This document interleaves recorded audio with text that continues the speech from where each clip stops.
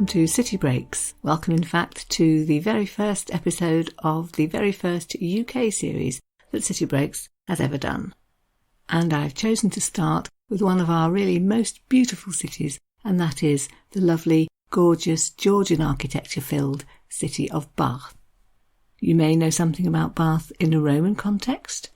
You may have seen pictures of those lovely squares and crescents built in the 18th century. Most probably, if you've only heard of it in one context, it's going to be perhaps through the novels of Jane Austen. An elegant city then, a classy one, with lots of history, lots to talk about. Hailed in fact by the poet Swinburne as England's Florence. If you're familiar with the sequence of City Breaks, you may know that Florence was the very first city at all that I covered. One of my absolute favourites. So where better to start with UK cities then than Bath, which at least one poet thought was equally beautiful. So a little context first. Geography. Where is it? It's in the southwest of England, about 2 hours' drive west of London, set in beautiful Somerset countryside, near the Mendip Hills. I've seen it described as having an amphitheatre setting, because it's surrounded by hills, by 7 hills in fact, which is said to be one of the reasons why the Romans chose to settle here, the 7 hills reminding them of the setting of Rome. And geography plays quite a large part in Bath's raison d'être. It's surrounded by limestone quarries, and that's where that lovely golden stone came from which the crescents and Queen Square were built. But the number one geographical factor that put Bath on the map is the fact that it's the UK's only site with hot springs. Lovely warm mineral-filled water at a temperature of about 46 degrees centigrade gushes up reliably every day in Bath. The Romans knew this. That's partly why they stayed. They liked a bath. The Georgians certainly knew it and made use of it for medicinal purposes and built a whole social life around that. And still today, it's one of the reasons why people come to the city. Perhaps they want to taste the water, perhaps they want to bathe in the new 21st century spas, perhaps they want to visit the Roman baths. If you had a map of Bath in front of you, you'd be able to see that it's built on the River Avon. The river loops round the southern edge of the city. The oldest part, bang in the middle, is where the Roman baths are today, because it was around the hot water springs, of course, that the Romans clustered and built their baths and their temple and their houses. The Dark Ages, after the departure of the Romans, are a little bit of a mystery in Bath as in so many other places, but it was certainly back on the map in medieval times, and you can see traces of the site of the medieval city on a map in the street names, because about 24 acres or so was surrounded by a wall which was about 20 feet high, and within that was the abbey and its lands, its orchards, its fields, and also the medieval town growing up around it. So if you look on a map, just north of the abbey, you'll find Upper Borough Walls. Clearly, that name is telling us that that was part of the route of the wall. Go round and you'll find North Gate, and East Gate and South Gate, and if you loop further round, you'll be on Lower Borough Walls, which joins up eventually back to Upper Borough Walls. And it's there on Upper Borough Walls that you will find the only remaining section of the wall helpfully labelled by a plaque which states part of the medieval wall of the city of Bath. A little further out from that again, you can see the beginning of the Georgian expansion. So if you follow up just north of Upper Borough Walls on a map, you'll find Queen Square and a road leading from there up to the Royal Circus and the Royal Crescent. The city spread eastwards as well. You can cross the river on Pulteney Bridge, where you'll come to Laura Place and Great Pulteney Street. More examples of Georgian architecture, built a little later than the Circus and the Royal Crescent. So that's the layout, the geography, if you will. Let's have a quick look at the history. A Celtic tribe known as the Dobuni settled here. They knew all about the hot waters, and they dedicated them to their goddess, Sul. I mention this because you'll see her name in place names a bit later on. The Romans arrived, as already said. They were in Britain for about 400 years, and they settled in Bath, made it in fact one of their major settlements over here in England for a number of reasons. One, it was in a strategically very important place. If you know that the Fosse Way goes from Exeter, south of Bath, diagonally across England to Lincoln, and add to that fact the idea of a major road coming west from London, you'll realise that the point at which they cross is Bath. They wanted to settle near a river, of course, and there was the Avon handily in place. But the absolutely top number one reason for their love of Bath was the hot springs. The Romans liked Bath, as I'm sure you know. They were very good engineers, so they were able to exploit the water, building a network of pipes and tunnels and baths. They too were aware of the health-giving properties, and so Romans who came liked to stay, and many more Romans came on visits. News spread far and wide of the delights of Bath. They also made it a shrine to a goddess. They had their own goddess, Minerva, the goddess of health and wisdom, but they were very canny, and they decided to adapt her name, combine it with that of the local goddess, Sul, the one that the Celtic tribes had worshipped, and so the new goddess became Sulis Minerva. So, after the Romans, the Dark Ages, a little bit of a mystery what happened then. But the next key date is in Anglo-Saxon times, 757, when a Saxon abbey was founded here, on the site of the present abbey. And so impressive and renowned was it that 200 years later, in 973, it was the place chosen for the coronation of the very first king crowned as King of all England, namely King Edgar, later known as Edgar the Peaceful. The Archbishop of Canterbury designed the service. He came down to Bath to conduct it himself, and in fact that service became the model for all future royal coronations, right up to and including our own Queen Elizabeth II, crowned in 1953. 20 years after her own coronation, in 1973, she came back to Bath for a service in the abbey to mark the 1,000 years since the day when her predecessor, King Edgar, had been crowned there. By the 11th century, under the Normans, a royal charter had been granted to Bath. The town was growing, it was becoming more prosperous, and in 1090 it was decided that a new Norman cathedral would be built to replace the Saxon abbey. That too then on the same site as the present abbey. Medieval Bath was prosperous, it had a flourishing woolen trade and cloth trade generally. It was known as a market town. Edward III granted a royal charter to allow markets every Wednesday and Saturday, for example, and also to allow one 10-day fair every year. It was a town where the abbey played a major role. The monks were central to town life. They, for example, supervised the hot springs, made a point of inviting the poor in health to come for treatment and recuperation here. But in 1137, disaster struck. There was a major fire and the new abbey burnt down. Bath, of course, is mentioned in early 15th century literature because one of the characters in Chaucer's Canterbury Tales was the wife of Bath, a lady, it's believed, who was employed in the woolen trade. The next really key date is 1499, because that was when it was decided to replace the now derelict Norman Cathedral with a brand new abbey.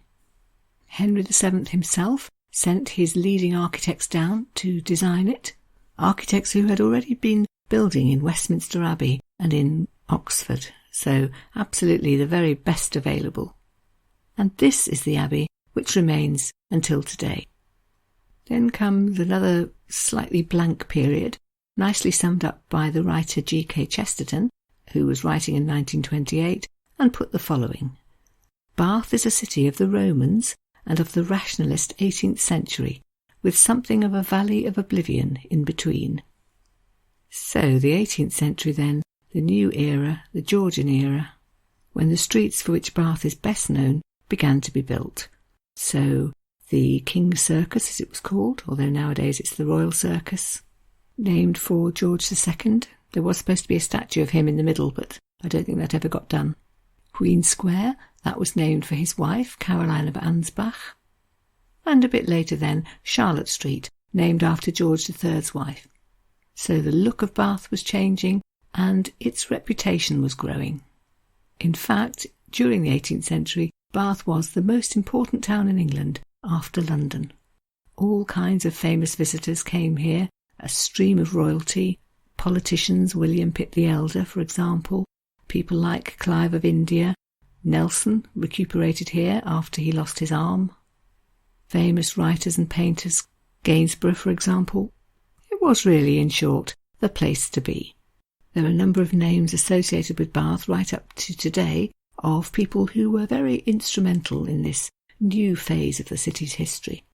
So names you might hear would include Ralph Allen, a local businessman who owned the quarries where the honey-coloured stone comes from, for which many of its famous streets and buildings are rightly very admired. Then there were the two architects, John Wood the Elder, who designed Queen Square and the Royal Circus, and his son, John Wood the Younger, who was responsible for the design of the assembly rooms and the Royal Crescent.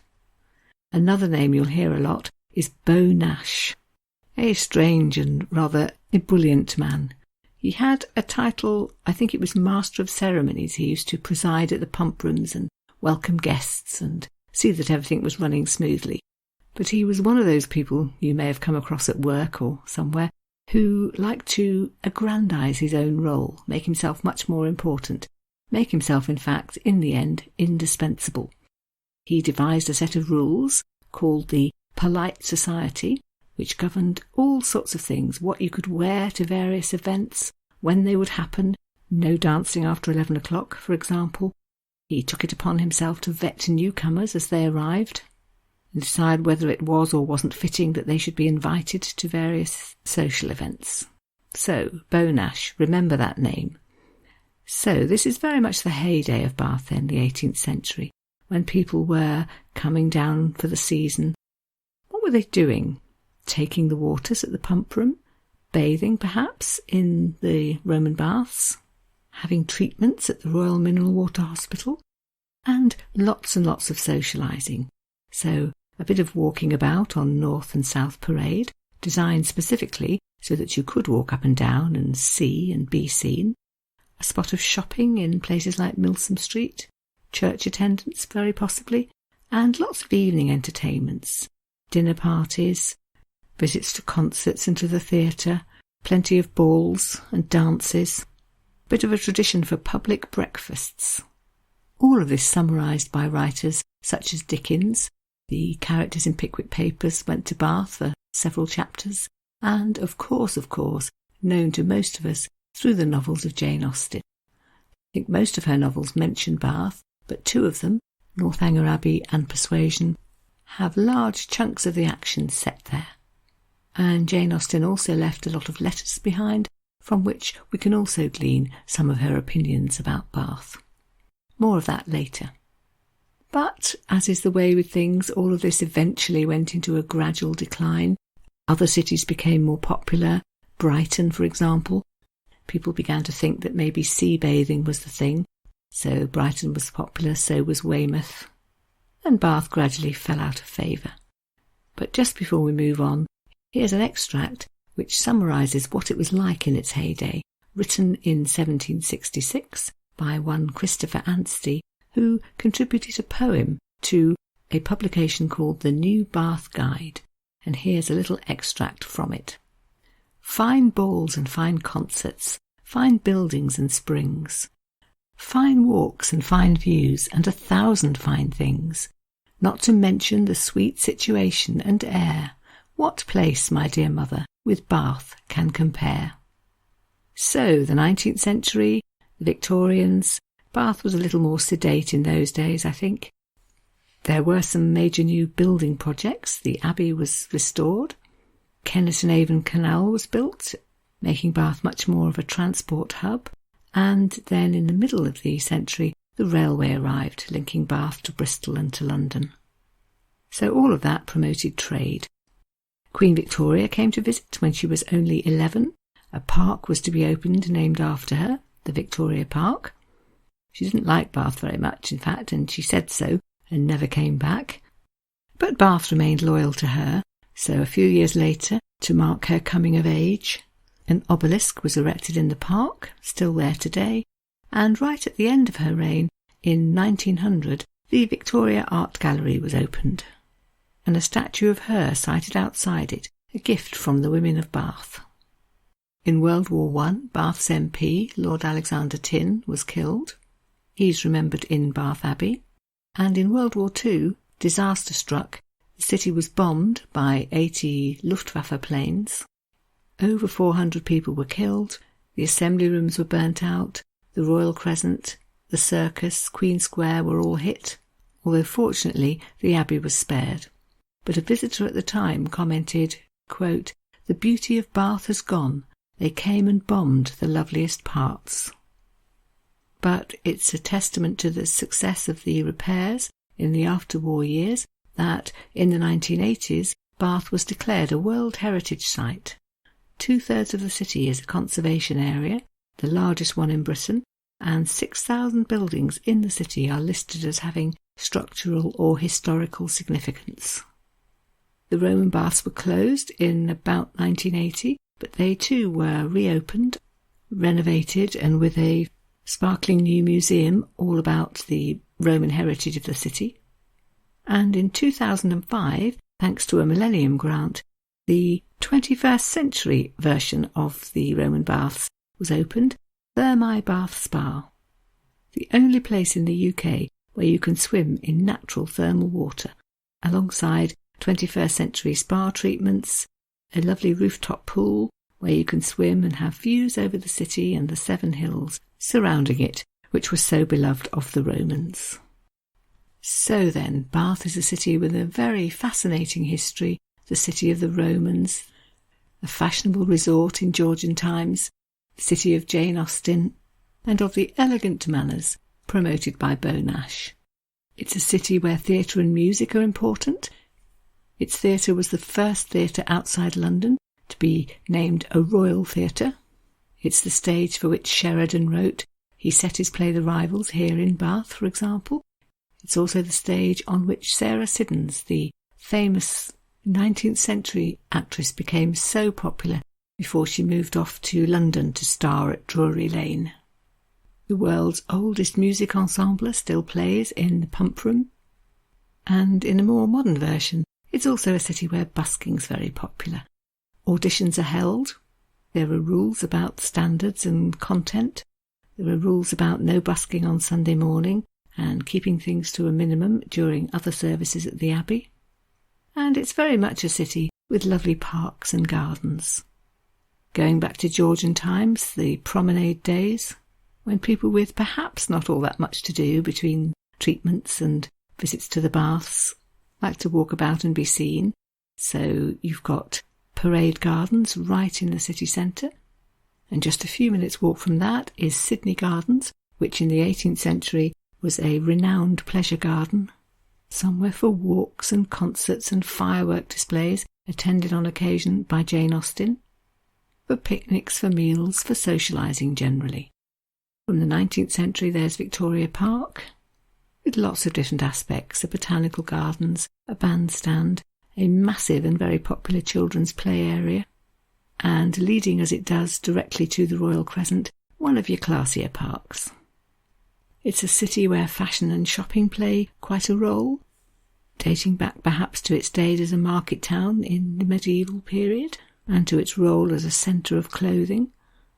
We know that a lot of Jane Austen's characters went shopping in Milsom Street, where there were all sorts of little shops selling lace and ribbons and boots and bonnets.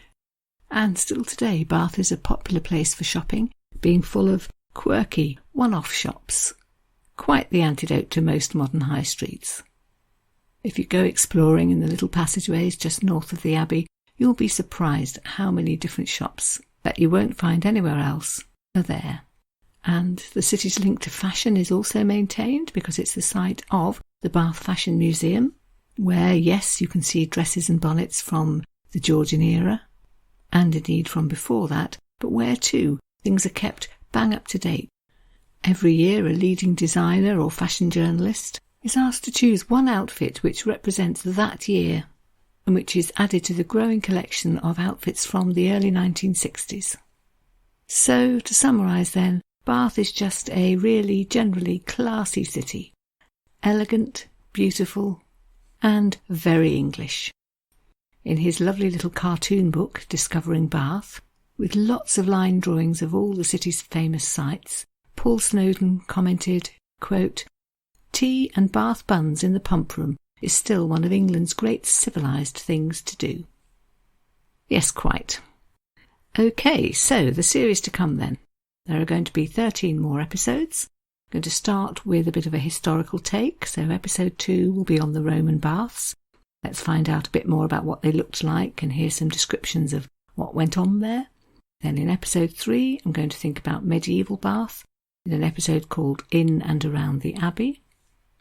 Then episode 4 will be on taking the waters, so we'll have a look at the role of the city as a spa town, a little bit of history, quite a lot of quoted descriptions of people actually trying out the waters. And then from episode 5 to 7, I'm going to move on to the Georgian era, episode 5 on the architecture. So we'll wander around some of the crescents and squares and a look to inside one or two of those houses to find out how life was lived there. I'm going to call episode 6 The Season, 18th century style. So a closer look at what all those people who flocked down from London and elsewhere were actually doing when they got here. And in episode 7, I'm going to relate all of that to Jane Austen, have a look at her novels and what they can tell us about Bath. Episode 8 will be on museums and galleries. We'll have covered quite a few in earlier episodes, for example the Roman Bath Museum, but this will be a chance to look at the places that haven't come up organically. So the city's 2 main art galleries, the Holborn Museum and the Victoria Art Gallery, and there I'm going to focus particularly on things which they have which are particularly relevant to Bath. Then I think we should go to the Fashion Museum and also to 1 or 2 smaller museums with lots to say also about the development of Bath and how life has been lived there.